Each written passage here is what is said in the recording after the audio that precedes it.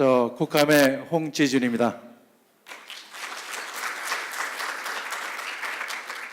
제 시간이 약간 좀 나른한 시간인데 제가 오늘 제목을 4차 산업혁명과 반혁명이라고 했습니다. 그래서 저는 좀 삐딱하게 인생을 좀 살았던 사람이라 혁명하고 그러면 꼭 반혁명이 생각이 나요. 그래서 카운터 레보루션이라고 줬습니다. 대기업에서 한 10여 년 동안 석유화학 분야에 일을 했고, 그다음에 미국 실리콘밸리에 가서 반도체도 왔었고, 그다음에 외국인 회사에서 제가 국제 무역도 해봤습니다. 여기 보시는 이 페트병도 제가 79년도에 제가 개발했던 품목입니다. 원료부터 시작해서 공정, 제가 6개월밖에 안 된 신입사원이 전 세계 돌아다니면서 어깨너머로 배워서 우리 팀과 같이 해서 했고, 그때 제가 개발 특상을 300만 원을 탔습니다. 아파트가 2천만 원일 때 그거 다 개발팀 모여 술 먹고 집에 한 푼도 못 갖다 줬습니다. 그 외에 제가 89년도에 제가 창업을 해서 제가 산업용 장비에 무역 대리점도 했었고, 수출업도 했었고, 엔지니어링도 했었고, 기계도 만들어 봤고, 전기도 해봤고, 전자도 해봤고, 회사를 제가 많이 만들기도 하고 운영도 했습니다. 그래서 98년도에 제가 지금 2차 전지에 폴리머 전지라고 하는 새로운 구조의 배터리를 제가 창안을 해서 전 세계에 특허를 내고, 그리고 제가 새로운 배터리 구조를 개발 생산에 들어갔습니다. 그때 이제 제가 우리 직원들이 일본 기술들을 많이 모방을 했어요. 그러니까 일본 사람들이 많이 데이터를 흘립니다. 근데 그 흘린 데이터들을 한 1년 동안 이렇게 보니까 자기들이 실패한 내용을 흘리는 거지 중요한 내용을 흘리는 게 아니더라고요. 그래서 제가 우리 직원들한테 엄명을 내렸습니다. 다음부터는 절대 일본에서 흘러나오는 기술 자료나 이런 건 내 앞에 갖고 오지 마라. 우리는 우리 식대로 개발해 간다. 그래서 전 세계에 유례없는 새로운 구조의 2차 전지를 만들어서 제가 했습니다. 그 와중에 또 제가 자산운용회사를 2개를 만들어서 하나는 플러스 자산운용이라고 해서 1,600억의 수신고를 갖고 있던 회사를 한 3년 반, 4년 사이에 3조 5천억까지 올려서 야쿠르트 회사에 인수를 시켰고요. 몇 년 전에는 또 까모로 인베스트먼트라는 회사를 또 만들어서 후배들한테 주기도 했고, 그다음에 기계 제작도 많이 해봤고, 그다음에 전자 이런 것들을 했습니다. 제가 그래서 저희 인생에 이렇게 돌이켜 보면 제가 손님을 안 된 업종은 거의 없습니다. 회사로 따지면 한 10몇 개의 회사를 제가 운영을 해봤고 창업을 해봤고, 그래서 이 산업혁명이라는 것이 아까 여러분들이 설명을 했지만 어떤 흐름 중에 누군가가 정의된 말입니다. 1차 산업도 이게 1차 산업이라고 시작한 게 아니고 흘러가는데 학자들이나 혹은 포럼을 하다 보니까 이 시점에서는 이렇게 하자 해서 한 거니까 여러분들이 4차 산업 그러면 뭘까 이렇게 궁금하기도 하고 감은 잡히는데 정확히 모르는 것이 당연합니다. 그래서 제가 또 그중에 전 세계에 그랜드슬럼을 한 게 있습니다. 제 기술을 전 세계 미국, 캐나다, 중국, 일본, 독일, 대만의 전 세계에 라이센싱 해서 돈 수백억을 받기도 했습니다.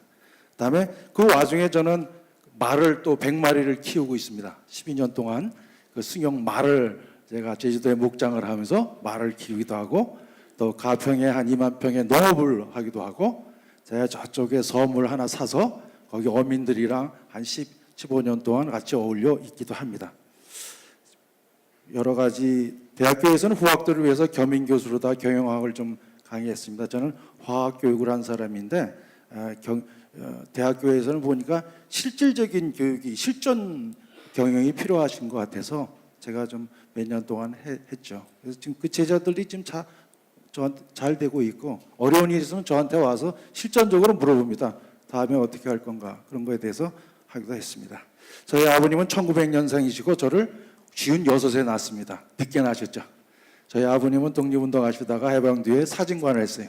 사진관을 해서 돈을 벌었는데 전쟁이 일어나가지고 망해가지고 53년도에 나이론 양말 공장을 했어요. 수백 명을 쓰고 이 나이론 기계를 가지고 수동으로다가 했어요.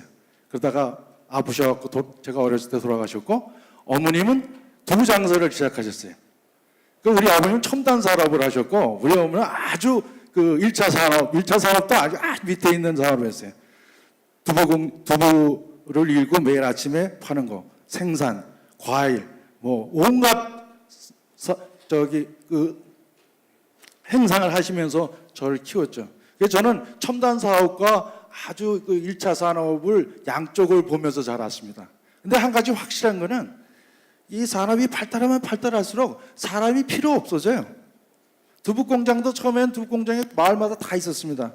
근데 어느 날인가 큰 공장이 생기니까 공장이 통폐합돼 버리고 가게에서 팔던 두부도 어느 날인가 슈퍼마켓에서 팔고 백화점에서 팔고 또 그때 대기업들이 다 인수를 해가지고 자동화 시켜버리고 나니까 두부에 관계됐던 사람들이 거의 수만 명의 일자리를 다 없어져 버렸어요. 이 고도화라고 하는 것이 굉장히 좋은 그 주제 같지만 실은 그 힘없고 빼없고 힘든 사람들한테는 이거 무시무시한 겁니다. 실은요. 물론 이런 고도화 기술 때문에 전반적인 경제가 발전해서 많은 사람들이 혜택을 보는 건 사실인데 근데 과연 그것이 행복했느냐? 저는 그래서 오늘은 이 4차 산업에 대해서 좀 다른 얘기를 좀 해드리려고 나왔습니다. 또 자랑 좀 할게요. 여기 보면 솔라 임펄스라고 전 세계 태양광으로 도는 비행기 있습니다. 여러분들 신문에 많이 보셨겠지만 이 비행기는 솔라 판넬로 가는 비행기가 아니라 이 안에 있는 콕함 제 회사 배터리로 도는 비행기입니다. 그런데 내가 이 그림을 보여드린 이유는 이 자체의 기술의 목적이 아주 좋아요. 무공해, 신재생 에너지로 그다음에 비행하는 모든 내용을 ICT를 통해서 인터넷을 통해서 전 세계에 중계 방송을 하면서 완성합니다. 2009년도에 시작해서 작년에 끝났죠. 이 핵심 부품은 한국에서 만들었습니다. 신재생 에너지 혹은 뭐 ESS라고 하는 에너지 스토리지 시스템들을 해서 한전이라든가 전 세계 수백 메가와트를 저희들이 납품을 하고 거기에 일조를 하고 있습니다. 그래서 이 산업혁명과 실은 이 에너지 산업과는 굉장히 연동되어 있습니다. 그래서 보면 1차 산업혁명 시기에는 볼타 배터리가 나오고 2차 산업 시기에는 처음 납축전지라는 것이 나왔고 제3차 산업혁명 때는 리튬이온, 여러분들이 쓰는 핸드폰에 들어가는 리튬이온 이런 배터리들이 나왔고 4차 혁명 때는 스마트 그리드라고 해서 이 에너지 배터리 시스템이 기존의 그리드랑 연결이 돼서 에너지를 절약하기도 하고 또 원전을 덜 짓게도 만듭니다.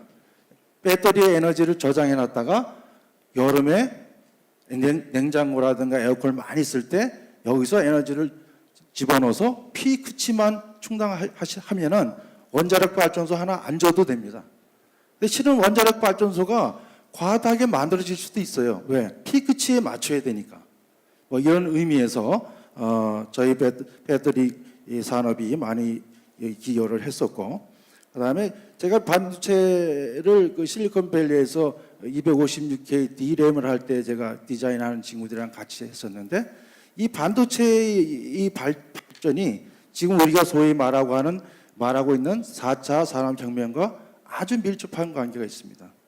그래서 이 처음에는 수동으로 돌아가던 기계들이 세미 오토로 해서 유니티 기계들이 전부 다 인테그레이션 시스템을 해서 만들어지고 있습니다. 제가 200m나 되는 큰 기계를 다 만들어서 프로세스를 개발해서 연동해서 컴퓨터라이즈 시켜서 전 세계에 팔은 적이 있습니다. 근데 그게 뭐냐? 사람이 필요 없어지는 거예요, 점점 갈수록. 근데 더 무서운 거는 거기에 인공지능이나 빅데이터를 이용한 인공지능을 넣어서 그 관리하던 NGO마저도 없애버리겠다는 겁니다. 자, 그러면 이 4차 산업혁명의 가장 블랙 앤 화이트 장단점이 뭐냐? 이쪽에 보면 ICT나 기존의 클래식한 인더스트리가 융합을 해서 새로운 하이브리드 형태의 산업을 이뤄나는데 결국 가만 들여다보시면 슈퍼 자이언트 회사들만 만들어내고 있어요. 우버 같은 회사도 실은 지금은 뭐 택시 불러서 편리하게 쓰지만 나중에 되면 콜택시 회사 다 없어지고요. 운수회사 다 없어지고 이게 자율주행하잖아요. 제가 서울대학교 연구소의 그 융합대학원에서 자율주행 자동차를 제가 4년 전에 타봤습니다. 직접. 죽을 뻔했어요, 몇 번. 근데 그때 내가 생각한 게 뭐냐? 아, 이거는 자율주행 자동차는 이제 조금만 있으면 사람이 운전하면 안 되겠구나. 사람이 운전하지 않는 차끼리 돌아다니면 사고가 없어요. 근데 사람이 운전하는 것과 같이 운전을 하면 이것 꼭 사고가 생겨요. 왜? 사람 항상 불안전한 존재니까. AI는 정확한 존재예요.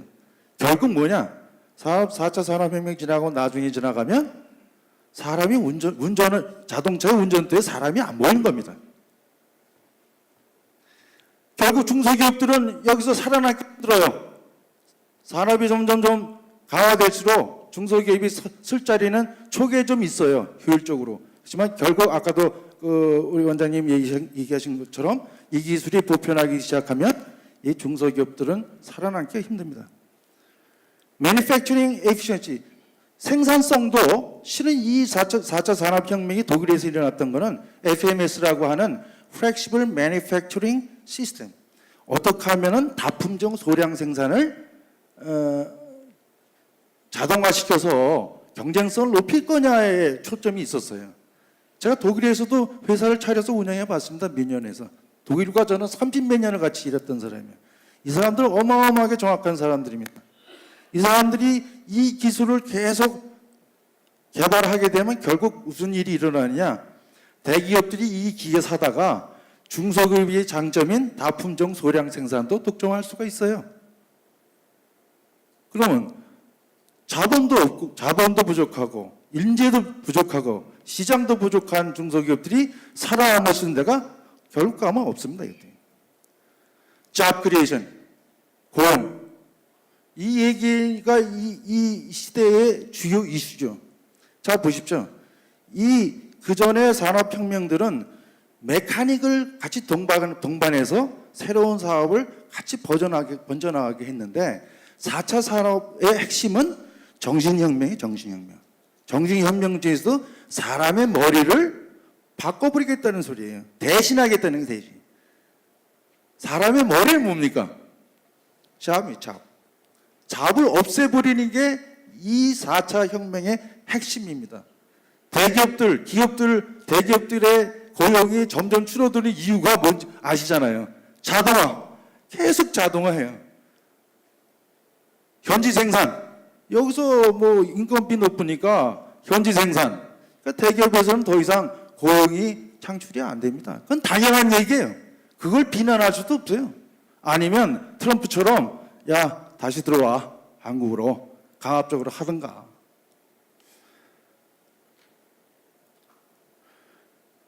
제가 백말을 키우는데 뭐 이유는 있습니다. 말 얘기하면 길어지니까. 말에는 경주마가 있고 승용마가 있습니다. 제가 승용마를 우리나라 동아시아에서는 제일 크게 합니다. 취미로 합니다. 말 100마리. 밥값만 1년에 3억 나갑니다. 저는 인터넷으로 여러분들과 많은 사람들과 대화를 대신에 말과 대화를 합니다. 이 대화에는 진실이 있어요. 진심. 그러나 인터넷에 여러분들이 자랑하고 부러워할지도 모르는 아주 슈퍼 커넥티드된 대화에는 진심이 별로 많지가 않아요. 제 눈에는. 정확할지는 모르지만 진심은 안 들어있어요. 제가 경주 경마 회사에 높은 사람을 만났는데 이분이 이제 낙하산을 타고 내려오셨는지 경마와 승마가 뭔지를 차이점을 잘 모르시더라고요. 경마는 죽어라 달리는 말입니다. 그래서 그런 품종이 따로 있어요. 제가 키우는 말은 스포츠 호수나 혹은 레이저용으로 승마, 그야말로 승마를 하는 말입니다. 이 두 마리 말들은 사람과 비슷해요. 성격 급하고 머리 좋고 스피드 좋고 고도 전략으로 성장을 원하는 그런 스피드, 그다음에 모두 효율성, 거기에 모두 집중된 그런 사람이 있는 거 반면에 좀 실력도 떨어지고 뭐 재능도 좀 타고나지도 못하고 얼굴도 그렇게 저처럼 잘생기지도 못하고 뭐 이런 사람들도 있어요. 그런데 이 나라는 그동안 계속 모든 국민들을, 학생들을 다 경마화시켜서 교육을 하고요. 산업도 그렇고 교육도 그렇고 모든 면에서 다 경마화시키는 거예요. 우리나라가 전 세계에서 1등이 돼도 내가 볼 때 이분들은 별로 즐거워하지 않을 것 같아. 산업에서 1등을 하셔도. 제가 17년 전에 박노해 시인과 같이 나눔문화라고 하는 그 NGO 단체를 같이 해서 제가 17년 동안 제가 여태까지 서포팅하고 있어요. 그때 처음 했을 때 사회에 저명하신 분들이 수백 명이 발기를 하셨는데 지금 남아 계신 분들이 저밖에는 거의 없을 겁니다. 왜? 제가 이런 얘기를 하면 아 자식 배부른 소리 한다. 여태까지 니들 먹고 살았던 게 고도 경제 발전과 산업 발전에 의해서 여태까지 잘 먹고 살았는데 지금 와서 무슨 뭐 생명이니 봉사니 참 사람이니 이런 얘기가 뭔 얘기냐? 이거 깨닫는데 저도 굉장히 오랜 세월을 보냈습니다. 이 나라도 이제는 다시 한번 문재인 대통령이 이런 얘기를 해서가 아니라 이 산업도 다시 한번 뭔가 되돌아봐야 되는 거예요. 산업 전략, 노동 생산성 모든 거 다 얘기 좋습니다. 거기에 내가 부정하지 않아요. 저도 제가 제 양력을 처음에 보여드린 이유가 제가 첨단에 살았어요. 여태까지. 그렇지만 그것이 저를 행복하게 해본 적은 한 번도 없어요. 이 정부는 내가 볼 때 이 반산업혁명, 반산업혁명도 산업이라고 하는 마인드가 먼저 머릿속에 들어가 있어야 돼요. 이 마인드가 없이는 이 나라를 고도 산업 사회로 만들어도 국민이 행복할 수가 없어요. 낙오된 사람들이 한둘이 아니에요. 머리 좋고 재능 있고 뭐 좋은 대학교 나오고 저처럼 이런 사람들은 그냥 잘 나가. 근데 그렇지 못한 사람은 중간에 낙오되고 어디 회사에 입사하려고 해도 스펙이 안 되고 뭐 계속 낙오되고 또 회사 다니다가 10년 있다 잘려. 그럼 나머지 5, 60년도를 어떻게 살까 이 사람들? 어떻게 하실 거예요? 하다못해 젊은이들도 직장이 없으니까 물론 젊은이들한테도 문제가 많아요. 젊은이들한테 언젠가 기회 있으면 정말 심하게 욕을 할 기회가 있을지 몰라요. 게을르고 자기 좋은 것만 직장 찾아내는 게 있어. 내가 왜 중소기업에서 면담을 하니까 면접을 하니까 싫은 소리 정말 하고 싶은데 우리나라는 싫은 소리 하는 나이 든 사람들이 없어. 왜? 말 한마디 잘못하면 그냥 인터넷에서 두들겨 맞으니까. 언젠가는 맞을 거예요. 이 산업정책도 언제 이 마인드 체인지가 있어야 돼요. 이게 산업도 혁명적인 사고방식도 산업이다라는 이원화 생각을 갖고 가지 않으면 이 나라는 계속 고도화에 휘달리다가 결국 애기도 무슨 뭐 마음이 편하고 뭐 행복스러워야 애기도 낳지. 애기 낳아봐야 나처럼 힘들게 사는데 뭐 애기를 낳겠어요. 네? 그래서 정부는 반산업혁명적인 생각도 갖고 있어야 된다. 이것도 산업이다라는 생각이 첫째 들어가야 됩니다. 그 다음에 두 번째는 교육 자체가 전부 다 컴피티션 위주예요. 여러분들이 잘 알고 있는 목적, 가치 좋다라고 생각하지만 이거는 실은 경쟁을 부추기는 하나의 의미예요. 공동사회의 일원으로서 살아야 되는 공동의 선을 가리키는 게 아니라 컴피티션을 하기 위한 교육을 시키고 있어요. 아까 제가 말씀드린 경주마를 키우고 있는 경주마 2, 3년 뛰다가요 잘 못 뛰면은 퇴출시켜가지고 제주도 가면은 죽여가지고 말고기 팔던가 뼈 으깨가지고 여러분들 뭐 신경통에 좋다는 그런 식으로 다 죽여갑니다. 거의 몇몇 빼고 승마장에다가 200만 원, 100만 원에 팔아요. 근데 이 말들은 달리는 것만 해가지고 사람 태우면 갑자기 머리가 휙 돌아버려요. 확 도망가면 날라버려요. 그럼 사람들 떨어져. 이거 승마 안 해. 승마 산업이 정유화 때문에 안 되는 게 아니라 이 고도화된 스피드에 맞게 교육된 말들을 시장에다 싼 것을 풀어버리니까 승마가 제발은 안 되는 거예요. 20억, 30억짜리 말들은 그런 말들은 그렇게 키운 말들이 아니거든.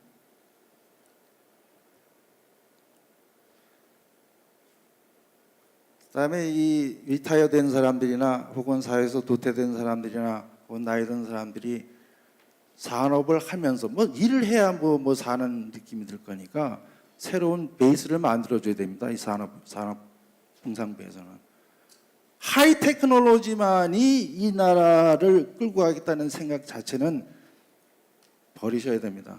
제가 처음에 양력을 제가 보여드렸죠. 저보다 많은 인더스트리를 경험한 사람이 있으면 나오세요 여기서. 감히 제가 여러분한테 말합니다. 제가 이런 얘기를 합니다.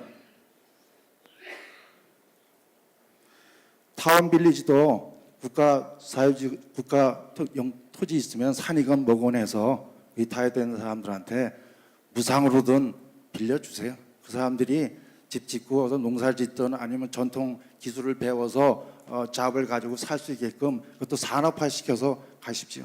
이렇게 이런 데서 살아서 태어난 애들이 더 창의적이 돼서 거기서 경주마 기질이 있는 애들은 뽑아서 다시 이쪽으로 보내세요.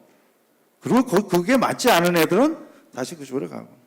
미국의 아미 시위를 보면은 아미 시위를 내가 갔을 때 보니까 전기도 안 쓰고 마차 끌고 다니는데 부자예요. 왜 그러냐 했더니 도시 근방 근처에 싼 땅을 사가지고 전기도 안 쓰고 가구 같은 걸 만들어서 살다가 도시가 커지니까 땅값이 수배 올라가요. 그럼 땅값 팔고 또 숲속으로 또 들어가. 그러면 또 땅값이 또 올라가. 또 들어가. 어마어마한 부자입니다. 여러분도 잘 보세요. 직장 다녀서 30년 일하나 그 옛날에 농지라도 갖고 있었으면 지금은 그 땅값 오른 거나 계산해 보세요. 그게 더 많이 벌었어요. 제가 이 제주도에 말을 100마리 키우느라고 5만 5천 평의 땅을 샀습니다. 할 수 없어서 말들이 하도 많아서 평당 5만 원에 샀습니다. 지금 평당 100만 원입니다. 말 키워서 제가 12년 동안 30억, 40억 깨먹어 봐봐야 이 땅값 계산은 아마도 수출을 해서 벌을 건 당연히 해야죠. 그런 거 해야죠. 그렇지만은 이 서민들한테 정말 행복하게 돈을 벌 수 있는 거는 엉뚱한 데 있습니다.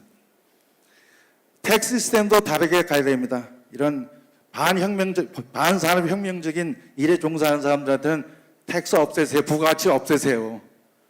네? 부가가치 없애고 텍스도 확 내려주고 돈 많이 버는 회사는 좀 가서 정중하게 관리가 와서 돈 많이 벌어졌으니까 조사하면 조금만 더 내십시오. 그러면 흔쾌히 내는데 야 이 새끼야 세금 더 내. 그러면 어떻게든지 세금 안 낼 방법을 찾아갑니다. 제가 섬을 하나 사서 제가 오죽하면 독립국가를 만들라고 그랬겠습니까? 제가 10몇 년 전에 노무현 대통령님을 어떻게 만나게 돼서 제가 얘기했어요. 제가 독립국가를 만들 테니까 그냥 모른 척 해주십시오. 그랬더니 노무현 대통령이 무슨 얘기인지를 잘 못 알아들으시더라고요. 그러더니 그때 좀 몸집이 있으신 그 비서관이 계신데 문희상 씨인가요? 네. 그랬더니 두 분이서 뭐라고 그러더니 이게 홍 회장 얘기 참 그게 내가 원하는 지방분권이네. 그래서 내 속으로 대통령 감사합니다만 지방분권이 아니라 저는 독립국가를 만들고 있습니다. 왜?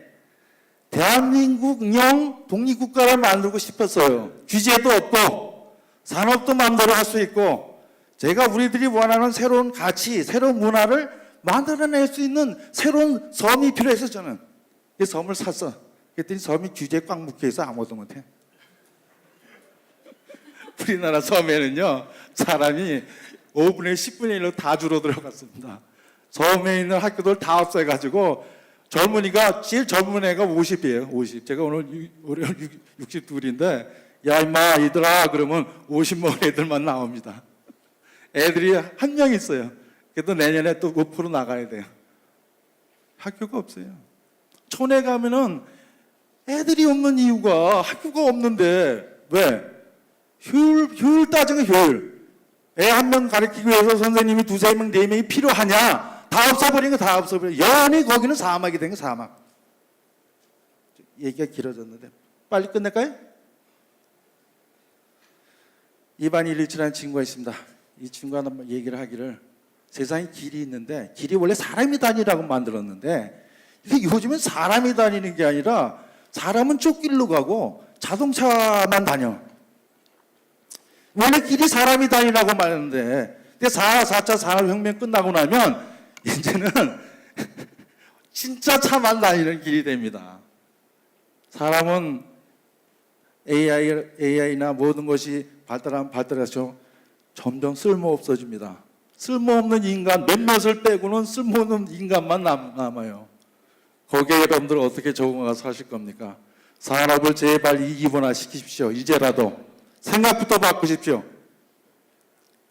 이게 제 섬을 산 겁니다. 근데 규제 묶여가지고 내가 원하는 독립국가는 이름만 줘놓고 좀 아직도 못하고 있어요. 뭐 정부에서 이렇게 리딩해서 이런 포럼 안 해도 기업들은 다 알아서 갑니다. 죄송한 얘기지만 1990년 이전에 이미 기업들은 정부 여러분들보다 더 앞서가고 있어요.